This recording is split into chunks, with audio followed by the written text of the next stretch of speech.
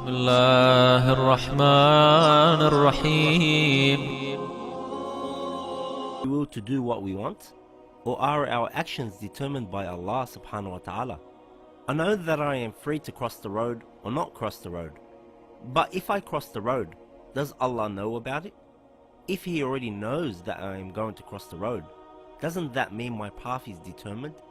And if He doesn't know that I am going to cross the road, then He is not aware and limited. If everything is determined by Allah subhanahu wa ta'ala, then what is the point of heaven and hell? Let's see what the opinions of different schools of thought have to say.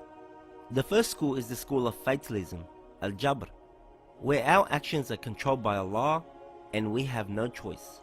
For example, if I say I am picking up this rubbish, it is God who is picking it up. I am just doing it figuratively.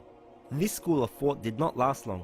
Many historians have said that this school was made up just to give justification of the actions of the Umayyad dynasty. For example, after the killing of Imam Hussein alayhi salam, they tried to justify it by saying that God did it and not Yazid. The next school of thought that came about is the school of Tafwid, complete free will. This school ended up with major problems in history because giving complete free will to humans is opposing the unity of God's acts. In other words, God created and now is sitting back. He's not nurturing, He's not creating anymore, and etc. The next school of thought that came about is the school of Kasb, acquisition. This means that in reality, all the actions are created by Allah subhanahu wa ta'ala, and the people acquire these actions from Allah and are free to choose. For example, the killing of Imam Hussein alayhi salam was created by Allah, and He also created the non-killing. Yazid picked one of those, and by picking one of those two, Yazid is following what Allah has decided. But at the same time, he did it at his own free will in which one he wanted to pick. So Yazid will be punished for a wrong choice and rewarded for a right choice.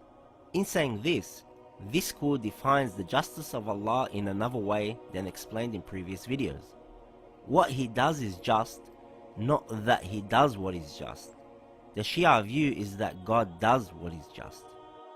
The last view is the Shia view, Amrun Baina Amrain, a way between two ways. And we get this from a narration from Imam Sadiq alayhi salam, where he says in short, it is not Jabr nor Tafwid, but it is between the two.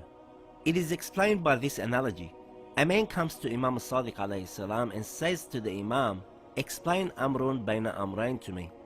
The Imam says to the man, stand on one leg. The man stood on one leg. Then the Imam says, lift the other leg. The man says, I can't do it. So this is the reality. There are things that we can do and we have the free will to do so. And there are things that we cannot do because Allah has assigned these things to happen.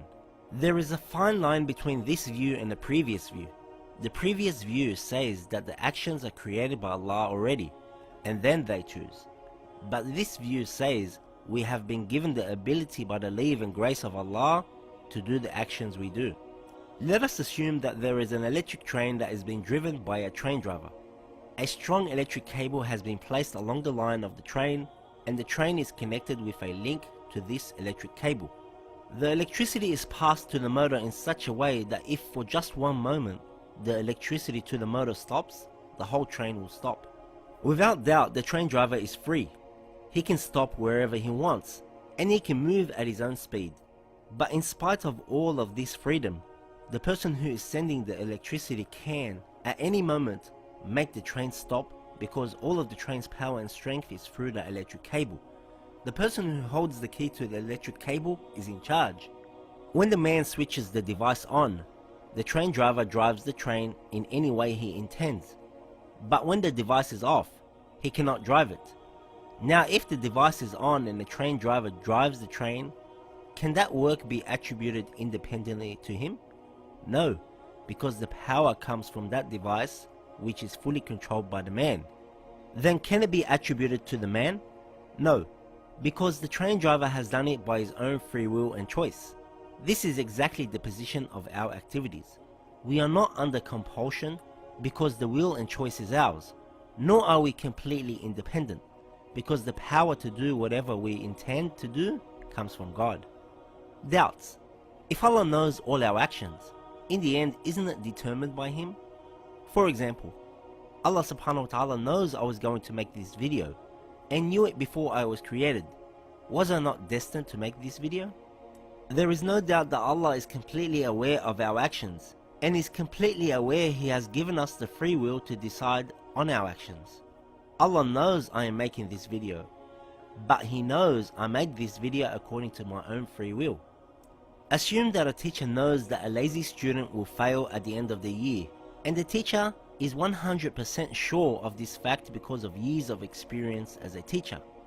When a student fails, can the student take the teacher to task and say, "Your knowledge and what you foresaw caused me to fail"? God's knowledge never obliges anyone to do anything. Allah subhanahu wa ta'ala is unlimited in knowledge, the creator of the laws of cause and effect, and knows what you will do forever. اللهم صل على محمد وآل محمد